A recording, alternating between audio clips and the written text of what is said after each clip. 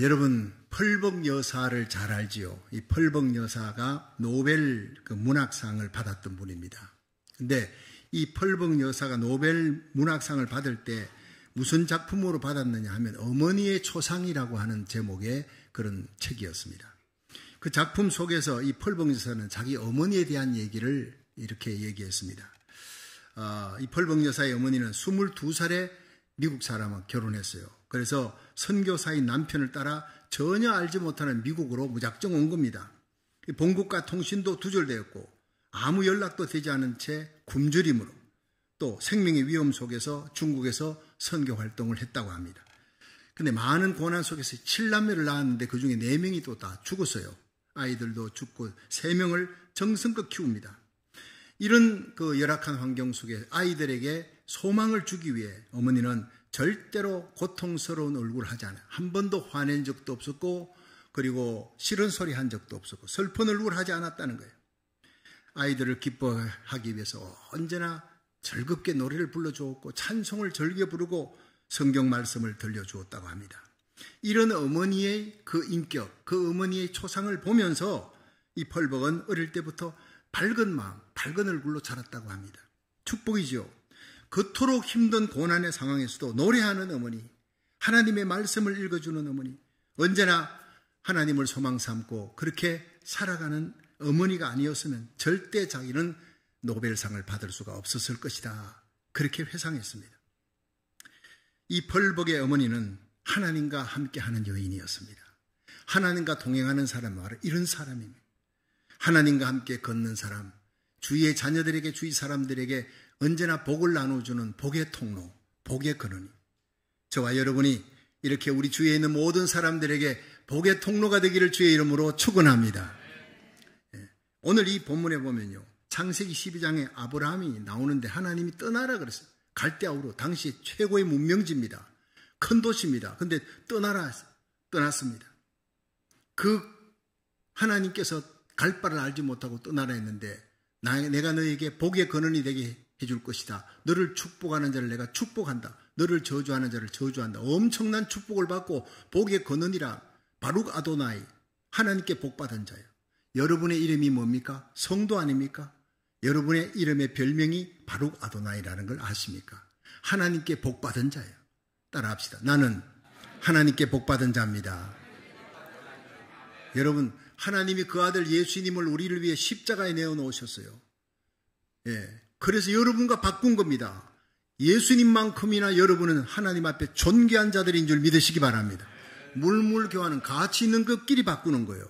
예수님과 여러분을 십자가에서 갈보리에서 바꿨다니까. 그만큼 저와 여러분은 하나님 앞에 존귀한 자들입니다. 예수님의 십자가로 죄사함 받고 예수님의 부활로 우리도 장차 부활하는 몸, 영광스러운 몸이 되어 예수님의 신부가 되는 거예요. 그리스도의 신부, 하나님의 자녀, 왕같은 제사장이 된 줄로 믿으시기 바랍니다. 앞으로 될 것이 아니라 지금 되었다고요. 예수를 구주로 믿는 자, 영접하는 자고 그 이름을 믿는 자는 하나님의 자녀가 되는 권세를 받았습니다. 권세 있는 하나님의 자녀, 기도하면 하나님 아버지가 다 들어주십니다. 할렐루야. 여러분 영생의 복을 받았어. 사는 동안 생명의 복음 전하는 사명 갖고 하나님 나라 일할 때 모든 것 더하시는 복을 저와 여러분에게 주실 줄로 믿으시기 바랍니다. 이 복 받고 나누어 주는 아도나이, 하나님께 복을 받아 그 하나님의 영광을 주위 사람들에게 생명의 복, 여러분 물질의 복, 건강의 복 나누어 줄 수 있기를 주의 이름으로 축원합니다. 내가 받은 게 있어야 나누어 주지요. 이 예배 가운데 다시 한번 하나님 리마인 시켜주는 거예요. 너는 복 받은 자다. 영생의 복을 받은 자다. 하나님의 자녀다. 왕같은 제사장이다. 물질도 너에게 속했다. 이 세상 삼라만상에 너에게 속하지 아니한 것이 아무것도 없다. 내가 너를 주인으로 다스리도록 해주었다. 다스리라, 정복하라, 땅에 충만하라, 그리고 나누어 주라. 할렐루야. 엄청난 복을 우리들이 받았어요. 그러니까 이 복받은 사람이 아브라함만 아니라 우리도 복의 근원, 복의 통로, 바룩 아도나이, 하나님께 복받은 자다 믿으시면 크게 아멘 하십시오. 얼마나 힘이 생깁니까? 근데 아브라함이 이렇게 복받아가지고 출발했는데 아브라함이 오늘 넘어지는 장면이 나옵니다. 이 넘어지고 쓰러지는 장면이 나오는데 그 아브라함을 하나님이 어떻게 다시 세워서 어떻게 복받은 자로서의 삶을 살아가게 만드느냐, 이게 중요한 거예요. 우리는 예수 믿는 하나님의 자녀 왕같은 제사장이 넘어지지 않는다? 아닙니다. 날마다 넘어집니다. 날마다 쓰러지는데 아브라함처럼 쓰러져도 다시 일으켜서 세우시고 쓰시는 하나님이 바로 저와 여러분의 하나님인 줄 믿으시기 바랍니다. 그래서 오늘 이 믿음의 조상, 하나님께 복받은 자, 믿음의 영웅이 왜 실패했느냐 살펴보고 하나님이 어떻게 또 회복시켜 쓰셨느냐 살펴보면서 은혜 받는 시간 되기를 바랍니다. 첫째로 믿음으로 가는 길에도 고난이 있다는 것을 알아야 된다는 거예요. 우리 창세기 12장 10절 한번 살펴봅니다. 시작. 그 땅에 기근이 있으므로 아브라함이 애굽에 우겨하려 하여 그리로 내려갔으니 이는 그 땅에 기근이 심하였습니다. 아멘. 자, 여러분 창세기 12장 1절에 하나님이 갈대아우로 그 큰 도시에서 아브라함에게 떠나라 그랬어요. 그래서 하나님 믿고 떠났습니다.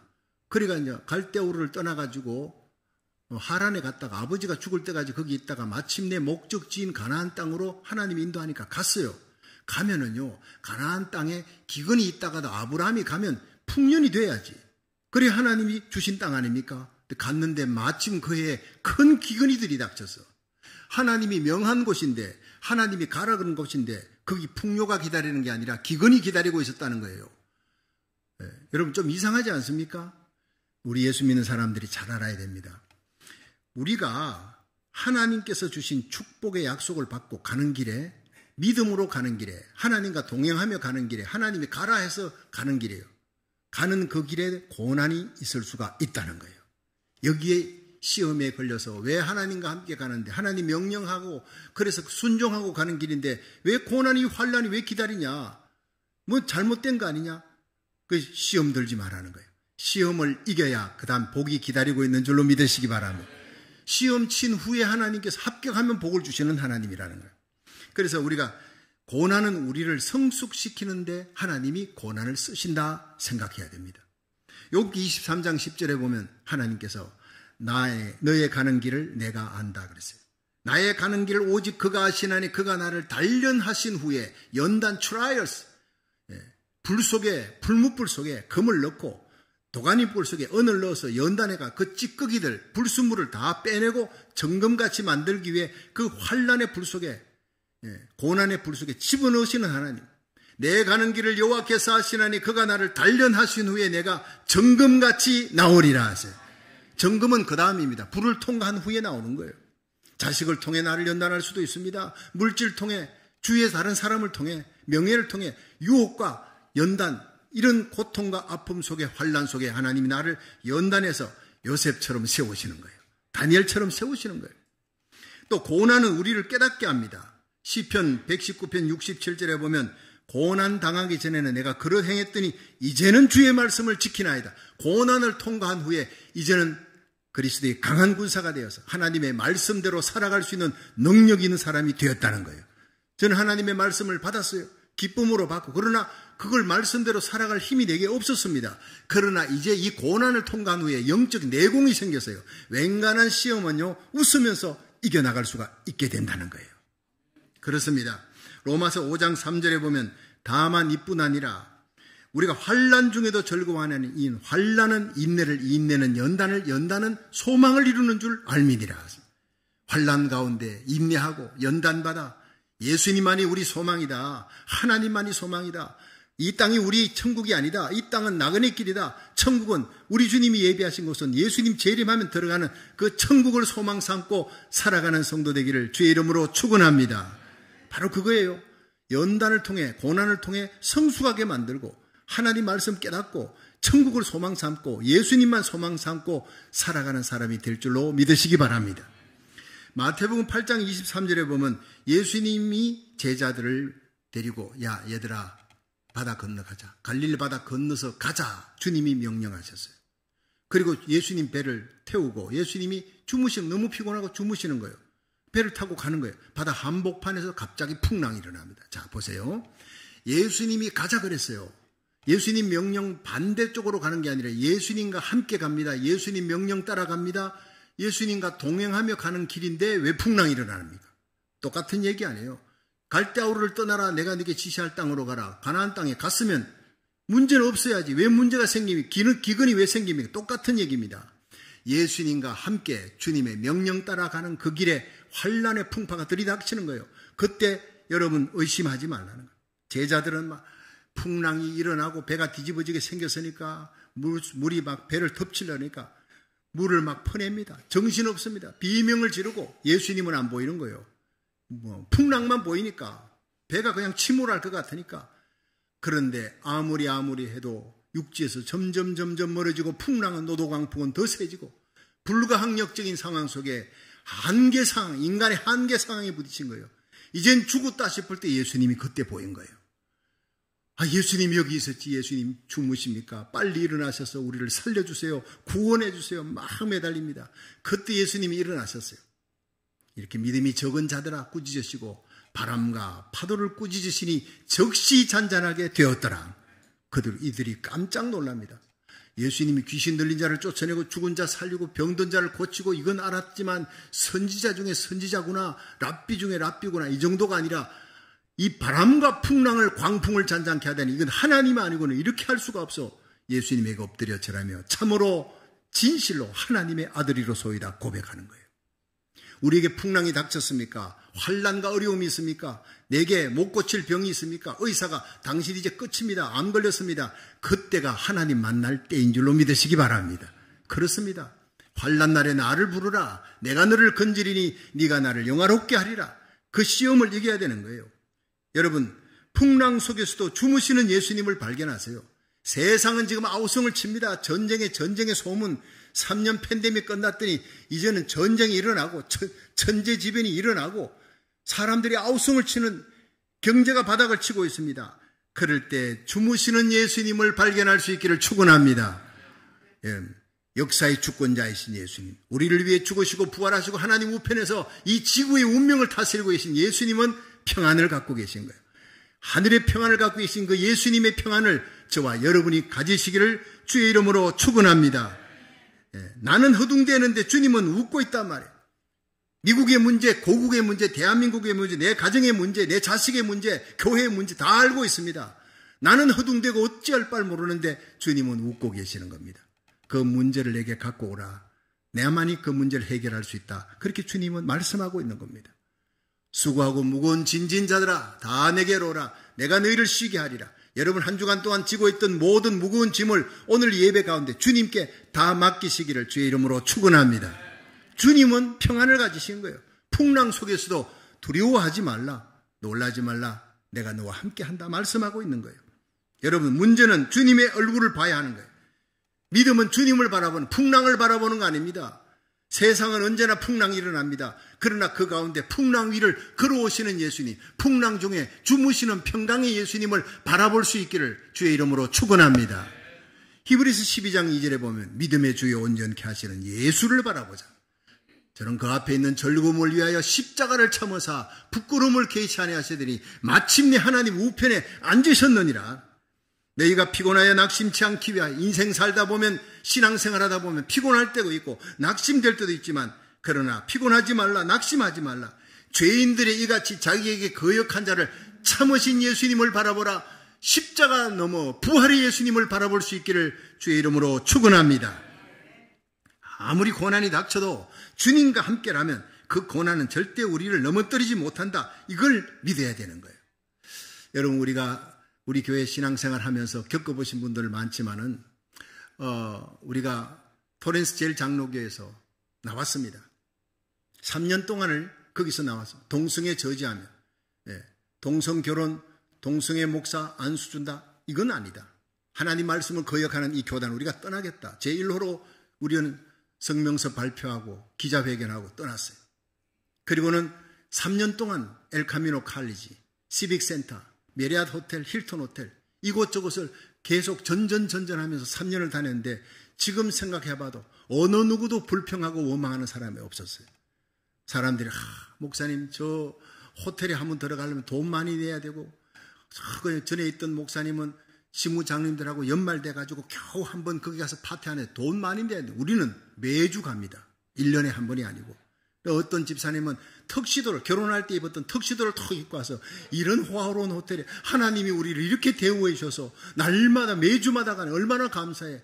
큰 홀 빌려서 예배드리고 아이들은 2층 객실 다 빌려 거기서 교육관 하고 말이죠. 이렇게 하나님이 우리를 대우해 줬습니다. 할렐루야. 하나님이 우리를 그렇게 존귀하게 만들었다. 힐톤 호텔, 엘카미노 칼리지 거기서는 한 번 예배드리는데 5,000불 줘야 돼요. 근데 우리는요 문제없이 다 해결해 왔어요. 3년 동안을 그렇게 넉넉하게 하나님이 여호와 이레 나의 하나님이 그리스도 예수 안에서 영광 가운데 풍성한 대로 모든 설 것을 채우시리라. 채우셨고 앞으로도 채우실 줄로 믿으시기 바랍니다. 교회당이 없어도 우리는요 당당했고요 어딜 가든지 자랑했고 그 가운데 새로운 사람을 계속 또 전도해가지고 오는, 교회당도 없는데 계속 전도해가지고 사람들을 몰려오는 이런 교회가 세상 천지에 없었습니다. 하나님이 함께 하셨기 때문에.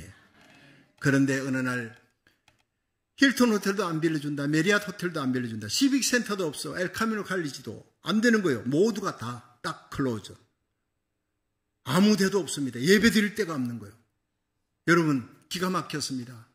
당회원들하고 의논하면서 이 나라는 할 수 없다. 예배 드릴 데가 없으니까 190가 근처에 있는 그 팍, 여러분 자동차 타고 오면서 늘 지나오는 그 팍, 넓은 팍에서 예배를 드리자. 그러니까 허가를 냈습니다. 근데 찾아보니까 그날 주일 예배 드리는 날 비가 오는 확률이 95%예요. 새벽에 엎드리는데 그 새벽 기도 나갈 때가 어디입니까? 에반젤리칼 철치에서 기도하는데 눈물이 막 쏟아져요. 하나님, 예배당이 있어서 우리가 주일날 밖에 나가서 야외 예배하자 이런 거 하고 예배당 드릴 데가 없어, 예배 드릴 데가 없어 바깥에서 예배 드리는 거하고 다르지 않습니까? 예배 드릴 데가 없어서 장소가 없어 바깥에서 예배 드리는 그 파악에서 그날 비가 온대요. 하나님 95% 아침부터 비가 온대. 어떻게 하면 좋습니까? 눈물이 펑펑 쏟아지는 거예요. 성도들은 모릅니다. 하나님은 아시지 않습니까? 우리가 어떻게 진리를 거스리는 그 악의 세력을 대항해서 진리의 등대 거룩한 방파제의 사명을 감당하려고 우리가 나왔습니다. 이 마지막 때 하나님 우리 교회를 쓰시려고 우리 성도들이 나를 바라고 오는데 하나님 이번 주일 비가 오면 안 되겠습니다. 비를 그치게 해주옵소서. 새벽에 나가서 주여 삼창하고 하늘의 비는 그칠지어다, 주일날은 맑은 날씨가 될지어다 기도했는데 여러분 그 주일날 기억하시지요? 아침부터 저녁까지 맑은 날씨만 계속되었고요. 비 한 방울도 오지 않았습니다.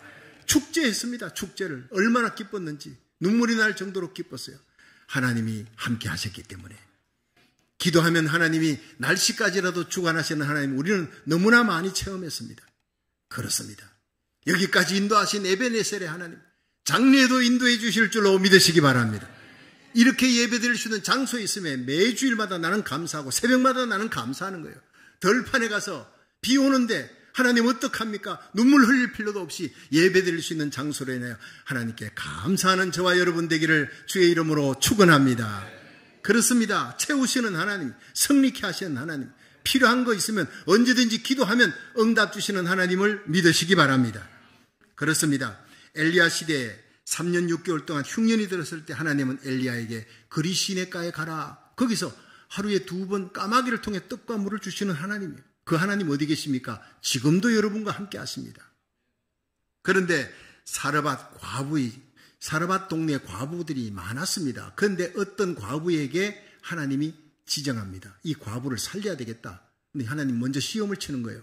먹고 마지막까지 참다가 먹고 죽으려고 기름병에 기름, 떡반죽에 떡을 가루통을 탁 틀어가지고 마지막으로 떡을 구워서 반죽해가지고 이제는 나뭇가지 주워서 불 떼서 먹고 죽으려고 하는데 나뭇가지 주스로 성문 밖에 나갔더니 거기에 웬 사람이 나타나서 보니까 엘리야입니다. 엘리야가 그 여인에게 뭐 하려고 그러냐? 먹고 죽으려고 참다 지금 가루통에 가루를 다 끄집어내서 반죽했습니다. 나뭇가지 주워서 구워서 나는 이제 이 먹고 내 아들과 함께 죽을 겁니다 했더니 그래 그 떡을 내게 갖고 와라. 내가 먹을게. 내게 갖고 오라. 그러면서 약속을 합니다.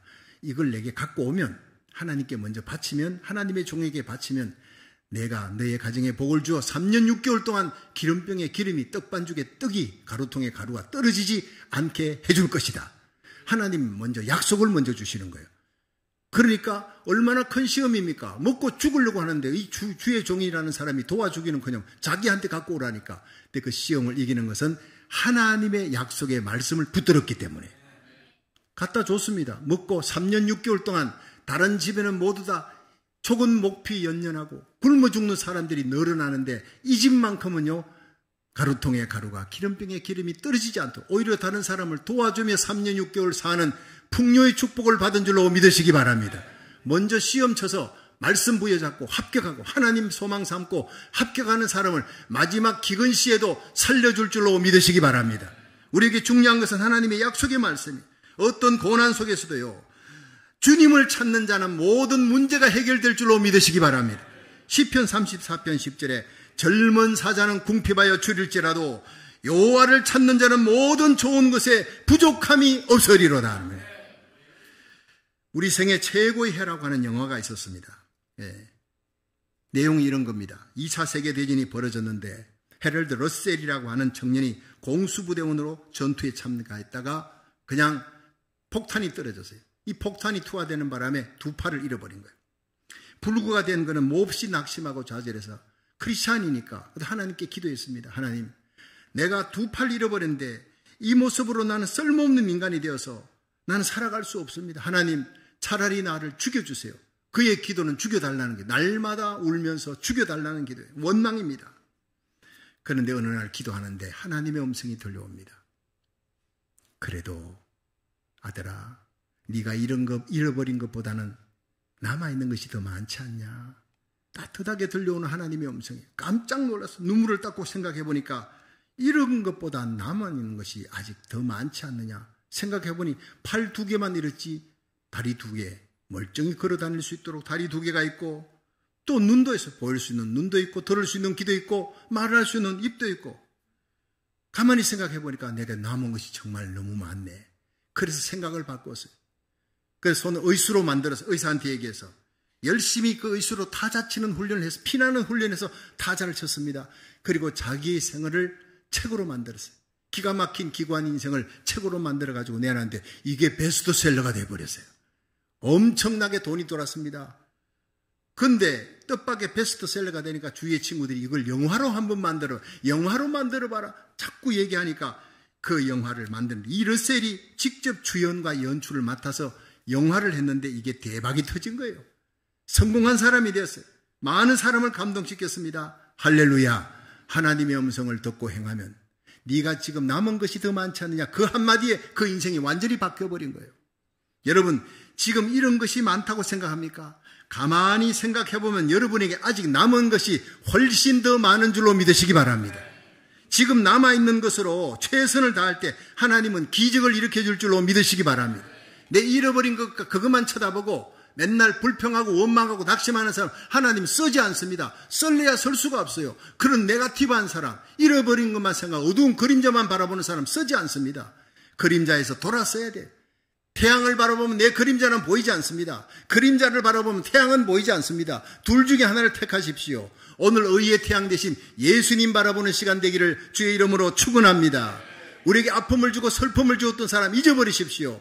믿음의 주의 온전케 하시는 예수님만 바라보기를 주의 이름으로 축원합니다. 우리에게 닥쳐진 그 고난과 위기가 주님이 주신 기회요, 축복의 기회가 될 줄로 믿으시기 바랍니다. 여러분, 믿음으로 가는 길에, 하나님의 사람들이 가는 믿음의 길에, 하나님과 동행하는 그 길에도 기근이 닥치고 환난과 고난이 닥칠 수도 있다는 겁니다.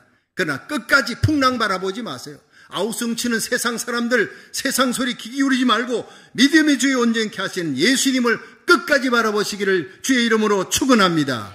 예수님 바라보고 기도하는 성도는 기근 시에도 풍요의 복을 누리게 될 줄로 믿으시기 바랍니다. 두 번째 생각할 것은요, 아브라함의 잘못된 고난 때문에, 이 잘못된 선택이 고난을 일으키는 거예요. 아브라함이 뭐 때문에 그런 고난이 왔느냐? 잘 생각해보면 아브라함의 선택이 잘못됐다는 거예요. 창세기 12장 11에서 13절을 읽어봅니다. 시작. 그가 애굽에 가까이 이를 때에 그 안에 사례들어 말하되 나알기에 그대는 아리따운 여인이라. 애굽 사람이 그대를 볼 때 이르기를 내가 이는 그의 아내라 하고 나는 죽이고 그대는 살리리니 원컨대 그대는 나의 누이라 하라. 그리하면 내가 그대로 인하여 안전하고 내 목숨이 그대로 인하여 보존하겠노라 하니라. 아멘. 자, 여기서 문제가 생깁니다. 갈대아우로 떠났다. 순종했습니다. 하란을 거쳐서 아버지가 죽고 그 다음에 가나안 땅에 왔습니다. 거기까지 순종했지요. 그런데 가나안에 기근이 닥쳐서 기근이 닥치니까 거기에 있는 사람들이 보따리 사가지고 여기 있다가는 굶어 죽는다. 그리고 기근이 계속되니까 그들이 애굽 땅으로 여기는 비가 와야 살지만 애굽에는 비가 안 와도 나일강이 있어. 그건 풍요로운 곳이야. 가는 거예요. 그 소리 들으니까 아브라함의 마음이 움직이는 거예요. 하나님께 기도하지 않았습니다. 환경을 보고 사람들의 소리를 듣고 그들이 애굽 땅에 이민 가야 산다 그러니까 보따리 사가지고 가는 거예요. 자, 이렇게 시작된 것이 잘못. 육의 선택입니다. 영의 선택이 아닙니다. 가나안 땅 가라. 거기서 고난이 생기고 기근이 생겼으면요, 하나님께 기도해야지. 하나님께 물어봐야지. 성경에 하나님께 아브라함이 물었다, 기도했다는 얘기가 전혀 없습니다. 세상 소리 듣는 거예요. 환경을 쳐다보는 거예요. 가다가 가만 보니까 자기 부인이 너무 이뻐. 그 당시 그런 일이 많이 생겼겠죠. 예, 부인이 이쁘면 남자를 죽이고 부인을 취하는 그런 일이 생기니까 두려움이 덜컥 생겼어요. 가다가 애굽 사람, 이방 땅 사람들, 나를 죽이고 당신을 취할 것 분명한 거야. 일어나지도 않을 일에 대한 상상을 하고 말이죠. 난 죽어. 당신 뺏어가려고. 그러니까 당신은 나의 사촌 누이다. 사촌 여동생이다. 실제로 그렇습니다. 옛날에는 그 건친 결혼을 많이 했으니까. 근데 사촌 누이라고 하면 안 되죠. 아내라고 얘기해야죠. 사촌 누이라고 얘기하면서부터 문제는 더 커져버린 겁니다. 잘못된 선택, 육의 선택입니다. 하나님께 묻지도 않았습니다. 그러면서 가다가 불신앙에 불순종까지 막 겹칩니다. 그리고 사람들이 여인의 아름다움을 보고, 아니 그때 이 사라가 나이가 60이 넘었어요.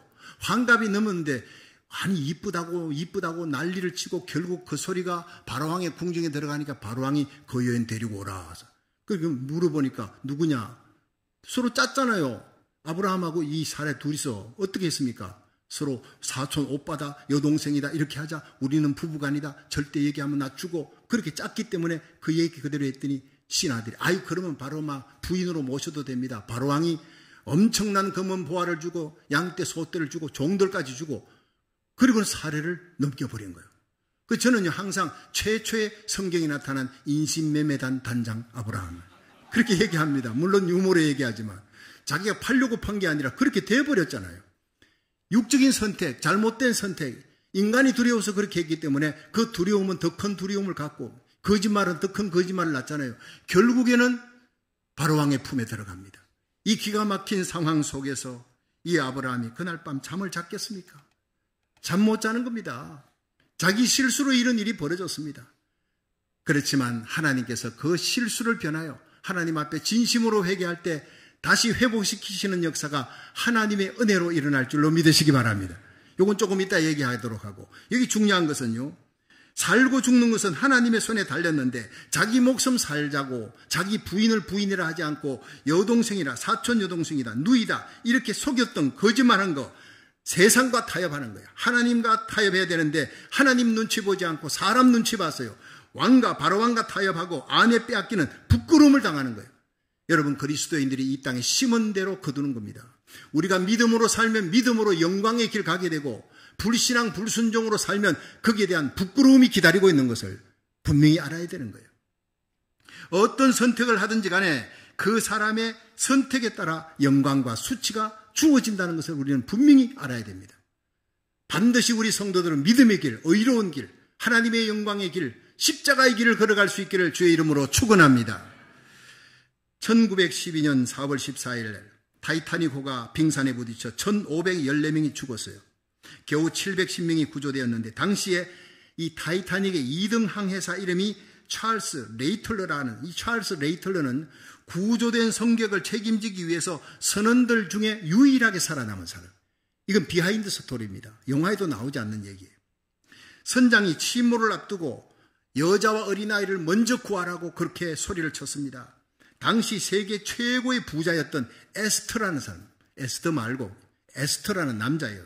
이 에스터가 임신한 지 5개월 된 그 부인과 함께 여행을 하러 갔다가 거기서 이런 어려움을 당하니까 임신한 지 5개월 된 자기 부인을 먼저 구명보트에 태우고 마지막으로 I love you 하고 작별인 사람. 이것이 바로 끝입니다. 세계 최고의 부자라 할지라도 이 타이타닉호가 부서지고 무너지는 데는 어쩔 수가 없는 거예요. 그런데 선원들이 여자들을 먼저 태우고 아이들을 태웁니다. 거기에서 남자들이 나중에 이제 탑니다. 남자들이. 근데 극소수의 남자들이고 대개는 어린아이와 여자들입니다. 그런데 선원이 보니까 에스터 이 사람이 세계 최고의 부자거든. 굉장히 뛰어난 사람. 그 사람을 따로 불렀어요. 당신은 살아야 합니다. 보통 사람이 아닙니다. 그 큰 부를 가지고 당신이 살아서 많은 사람을 살리는데 큰일을 하십시오라고 특혜를 주었어요. 그에게. 자, 그러자 이 세계 최고의 부자였던 에스터가 소리를 질렀어요. 사람이 최소한의 양심이 있어야지. 나는 그 양심을 버리고 이 배에 탈 수가 없다. 옆에 있는 아일랜드 여성에게 자리를 양보했습니다. 타이타닉 같은 배를 10대도 더 만들 수 있는 부자였다고 하지만 그는 양심에 부끄럽지 않는 삶을 살았던 세계 최고의 신사였다라고 기록하고 있습니다. 멋있지 않습니까? 그런데 예외가 있었다고 합니다. 일본의 철도 국장이었던 사람이 호소 노텍스트라는 사람, 이 사람은 살기 위해서 여장을 했어요. 남자들은 못하니까 여장을 하고 가발을 쓰고 화장을 하고 여성 옷을 입고 여성들이 탄 구명보트에 몰래 탔어요. 그까지 타고 살아나는데 성공했습니다. 그런데 귀국한 후에 네가 어떻게 왔느냐? 여장하고 왔다니 바로 퇴직을 당했어요. 일본 사람들이 양심이 있으니까 퇴직시켜버리고 일본의 신문사와 모든 여론이 그를 공개적으로 비난했어요. 수치스러운 목숨을 연명하지 말고 그 자리에서 할복 자살하라. 일본 열도가 그냥 그를 향해서 공격을 했습니다. 비난의 화살에 못 이겼어요. 후회와 수치로 가득한 10년의 지옥 같은 삶을 살다가 호소 노텍스트는 생을 마감했다. 그렇게 기록하고 있는 거예요. 비하인드 스토리입니다. 여러분, 오늘 우리에게 과연 무엇이 행복한 삶입니까? 존귀한 삶, 장수하는 삶, 물질이 많은 삶, 그런 삶이 행복한 겁니까? 바른 선택을 하는 것이 행복한 삶인 줄로 믿으시기 바랍니다. 양심에 부끄럽지 않는 올바른 선택으로 영광스러운 죽음의 길을 가는 것이 양심의 소리를 외면하고 평생 수치와 부끄러운 길을 가는 것보다 수천 수만 배 더 낫다는 거예요.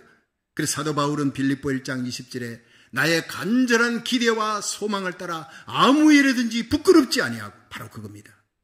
내 양심에 부끄럽지 아니하고, 역사 앞에 부끄럽지 아니하고, 하나님 앞에, 사람들 앞에, 내 후손들 앞에, 교회 앞에 부끄럽지 않는 날마다의 삶을 살다가 우리 주님 앞에 설 수 있기를 주의 이름으로 축원합니다. 아무 일에든지 부끄럽지 아니하고 오직 전과 같이 이제도 온전히 담대하여 살든 죽든 내 몸에서, 내 삶의 이력에서, 내 삶의 흔적에서 예수 그리스도가 존귀되기를 원하나니 이는 내게 사는 것이 그리스도니 죽는 것도 유익함이라. 이 바울의 고백이 저와 여러분의 고백이 되기를 주의 이름으로 축원합니다. 성도 여러분, 하나님의 백성은 어떤 경우에서도 육적인 선택을 하면 안 되는 거예요. 부끄러운 일을 당하는 겁니다. 하나님이 원하시는 곳에 있으면 어떤 방법으로든 그 자리에서 죽을 작정하고 기도하면 하나님이 죽을 병도 고쳐주시고, 안 되는 길, 막힌 길도 하나님 열어주시고, 홍해바다도 여리고성도 무너지게 하고 열어줄 줄로 믿으시기 바랍니다. 전능하신 하나님이 책임질 줄로 믿으시기 바랍니다. 아무리 힘든 상황이 닥친다 해도 성도가 하나님께 엎드려 죽을 작정하고 불태전의 믿음으로 기도하면 수르보니게 여인의 기적이, 히스기야의 죽을 병도 고치는 기적이 그곳에서 일어날 줄로 믿으시기 바랍니다. 죽을 문제도 살 길이 열리는 거예요. 창세기 12장에 보면 아브라함처럼 우리가 한순간 잘못된 선택으로 실수해도 전심으로 회개하고 하나님께 돌이키면 하나님이 회복시켜 주시는 역사가 일어나게 하실 줄로 믿습니다. 역대하 7장 14절에 하나님이 약속합니다. 내 이름으로 일컫는 내 백성이 그 악한 길에서 떠나 스스로 겸비하고 기도하여 내 얼굴을 구하면 내가 하늘에서 듣고 그 죄를 사하고 그 땅을 고칠지라 했어요. 우리가 겸손하게 자기를 낮추고 목숨 걸고 하나님의 얼굴을 찾고 하나님의 얼굴을 구하고 눈물 흘려 회개하고 기도하면 반드시 하나님의 손으로 고치시고 회복시키시는 부흥의 역사가 일어날 줄로 믿으시기 바랍니다. 마지막 세 번째, 약속에 신실하신 하나님의 은혜를 생각하고 마치겠습니다. 창세기 12장 17절입니다. 시작. 여호와께서 아브라함의 아내 사레의 영으로 바로와 그 집에 큰 재앙을 내리신지라. 아멘. 자, 여러분, 이 아브라함의 품에서 바로의 품으로 이렇게 빼앗겼던 이 사라, 자기 의지가 아니죠. 남편이 그렇게 하자 해서 누이라고 속여서 나 좀 살려줘 하니까 주인의 명령이니까, 당신은 남편을 주인으로 여겼으니까 그때가 나이가 60이었는데 이 사례가요 144세에 죽습니다. 그러면 그 당시하고 지금 생각해서 아니 나이가 환갑 넘은 사람이 뭐가 그래 이쁘다고 다들 이쁘가 결국에는 바로왕의 그 품에 들어가도록 그래 했나 생각해보면요 144세에 60은 지금의 나이로 보통 90세에 죽는다 그러면요 30대 40대 초반입니다. 그렇게 생각하면 돼요. 너무 이뻤을 거예요. 예. 그러니까 온 사람들이 지나가면서 다 고개를 돌려 헤드터 내가 너무 이쁘다. 예. 너무 이쁜 사람, 너무 멋있는 사람 보면 헤드턴이라는 용어를 씁니다. 고개를 지나가고 난 다음에 설득 돌려가지고 안 보는 척 하면서요. 너무 이뻐, 눈이 부셔. 결국에는 바로왕의 신하들까지 칭찬이 자자하고 바로왕의 입에 들어가, 귀에 들어가서 바로왕의 품에 들어가게 생겼어요. 그런데 이 환란 속에 바로왕의 품에 들어갔을 때 그날 밤 아브라함이 잠을 잤을까요? 못 잤을까요? 성경은 침묵하고 있습니다. 나는 분명히 아브라함의 입장이 되면요 잠 못 잡니다. 금은 보화가 무슨 소용이 있어요? 예, 우양이 무슨 소용이고 종들이 무슨 소용이 그것 때문에 부자가 된들 무슨 소용이 있습니까? 내 인생이 이제 끝이다. 사랑하는 여인을 내 아내를 잃어버리고 인생의 나락으로 천길만길 떨어지는 거예요. 하나님 앞에 눈물로 회개했을 거예요. 하나님 나 잘못했습니다. 불신앙 불순종 하나님 믿지 못하고 거짓말한 죄 결국 육적인 선택이 내 아내를 잃어버립니다. 내 인생 여기서 끝입니다. 하나님 살려주세요. 한 번만 살려주세요. 삼손의 눈물의 회개가 거기 나옵니다. 두 눈알 다 뺏기고 결국에는 깨닫고 하나님이여 한 번만 용서해 주시고 나로 하여금 하나님의 영광 가리지 않게 해달라고 그가 기도하니 그 머리털이 길어지면서 마지막에 죽을 때 블레셋 사람 3천을 죽이잖아요. 함께 죽습니다. 눈물로 회개합니다. 한 번만 얼마나 몸부림치며 눈물로 기도했을까. 안 봐도 비디오입니다. 하나님이 그 기도를 들으셨어요. 마음 중심을 보시고 하나님이 은혜를 베푼 줄로 믿으시기 바랍니다. 바로왕의 궁중에 재앙을 내리셨다. 이 재앙을 성경은요 아무 말도 하지 않아요. 무슨 재앙인지 몰라요. 성경학자들은요 단체로 성불구가 되게 만들었다라고 그렇게 얘기하고 있습니다. 바로왕 때문에 바로왕과 그 집의 재앙을 그 신하들까지 몽땅 그 밤에 성불구로 만들어버렸어요. 여인을 품었지만 아무것도 할 수 없도록 하나님이 딱 막아버렸어요. 여러분 하나님께서 이 아브라함의 후손 이삭을 통해 아브라함과 사라의 그 아이된 이삭을 통해서 예수 그리스도가 탄생하라는 그 계획이 있는데 바로왕의 품에 들어가면 어떻게 됩니까? 하나님이 막은 줄로 믿으시기 바랍니다. 범죄는 아브라함이 했지만 육에 선택하고 거짓말하고 하나님 믿지 않았던 이 죄악은 아브라함이 범했는데 그래도 하나님은 아브라함 편이었다는 거예요. 예. 눈물로 기도하고 하나님의 은혜를 구하니까 하나님이 바로왕을 쳐버린 거예요. 성불구되게 만들고 건드리지도 못하게 만들고 다시 그 다음날 이 아브라함을 불러가지고 아브라함에게 이렇게 얘기합니다. 네가 어찌 누이를 나로 그를 취하여 아내를 삼게 했느냐. 네 아내와 여기 있으니 데려가라. 바로가 사람들에게 그의 일을 명하며 그들이 아내와 그 모든 소유를 보내었더라. 19절 20절이에요. 나 같으면요 혼을 낼 거예요. 내가 바로왕이었다면. 너 거짓말해서 나 죽을 뻔했다. 우리 집안 사람들 딱 그냥 큰 재앙을 당할 뻔했으니까 너 아내는 데리고 가라. 내 줬던 그 금은 보화 몽땅 다 내놔. 이럴 텐데 바로왕은 멋있습니다. 금은 보화 우양이고 종들이고 다 가져가라. 아내도 가져가라. 나 하나도 안 건드렸다. 깨끗하게 돌려보내준다. 할렐루야. 하나님이 하신 거예요. 하나님이. 이것이 바로 택함받은 백성을 향한 하나님의 절대 은혜인 줄로 믿으시기 바랍니다. 아브라함에게만 것이 아니라 오늘 저와 여러분에게 우리 교회에 임한 하나님의 은혜인 줄로 믿으시기 바랍니다.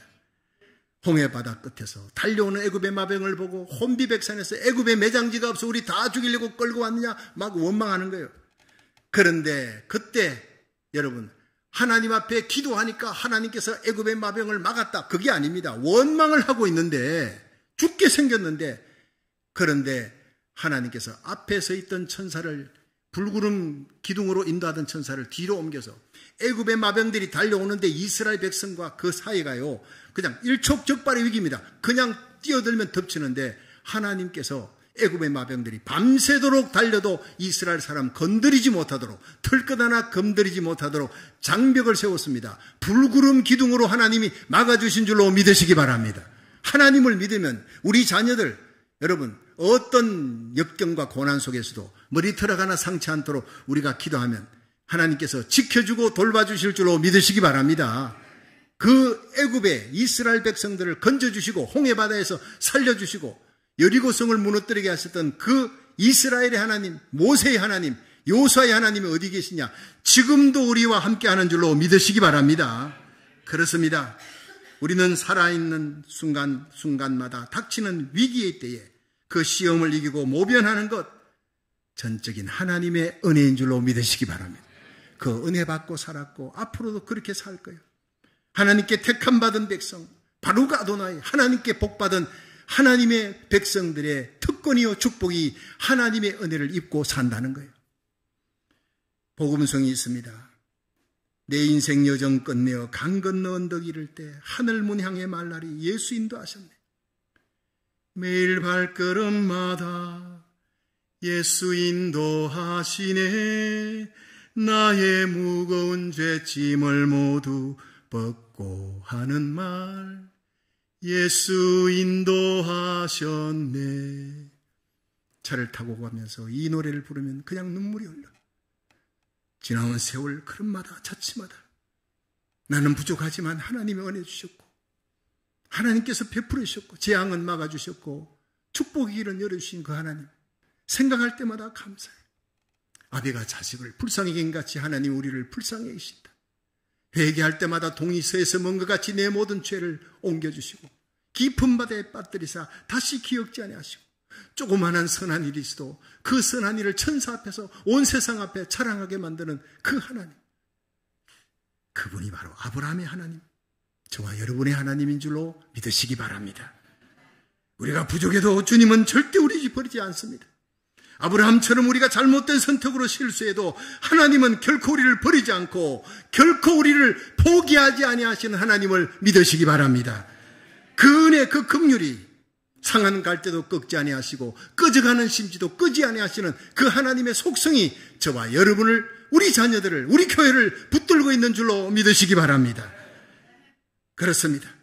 나의 잘못된 선택, 육적인 선택, 불신앙 불순종 깨닫게 하시고 회개케 하시고 이방인들에게 믿지 않는 자들에게 조롱거리가 되지 않도록 긍휼과 은혜를 베풀어 감사주시고 덮어주시고 회복시키시는 하나님이 오늘 우리 하나님인 줄로 믿으시기 바랍니다.